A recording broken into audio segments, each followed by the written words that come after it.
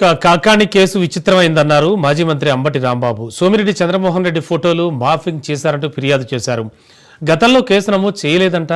మళ్లీ జనవరిలో మంగళగిరిలో సిఐడికి ఫిర్యాదు చేశారన్నారు. చట్టాలు దుర్వినియోగం చేస్తున్నారన్నారు. చిత్రం ఏంటంటే ఆయన మీద ఏం కేసు పెట్టారు తెలుసా? SC ST atrocities act Amaravati మీద ఎవరో కృష్ణరాజు అనే ఆయన కామెంట్ చేస్తే యాంకర్ గా ఉన్న ఈయన దాన్ని నివారించలేదనే ఉద్దేశంతో ఎస్సీ ఎస్టీ అట్రాసిటీస్ యాక్ట్ పెట్టారు.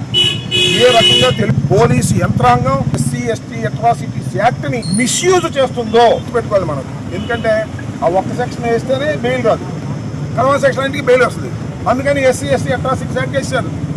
సంబంధం లేదు, ఎవరిని దూషించినటువంటి సందర్భం లేదు. ఆ ఎఫ్ఐఆర్లో కూడా పడిచిన ఎఫ్ఐఆర్లో కూడా కంప్లైంట్ ఇచ్చింది మాత్రం ఎస్సీగా తిప్పించారు. అందులో కంప్లైంట్ ఇస్తే అది SC ST atrocities act attract అవుద్దనేటువంటి భావన తీసుకొస్తున్నారు. చాలా దుర్మార్గమైనటువంటి కార్యక్రమాలు ఇవాళ చేస్తున్నారు.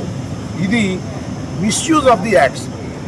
చంద్రబాబు నాయుడు గారి ప్రభుత్వం యాక్ట్ని మిస్యూజ్ చేసి ఉపయోగించేటటువంటి కార్యక్రమం చేసి ఎవరిని అరెస్ట్ చేసినా లోపల వేయాలి. కనీసం 2 నెలలు బయట రాకుండా నిర్బంధించి. యోగాంధ్రలో భాగంగా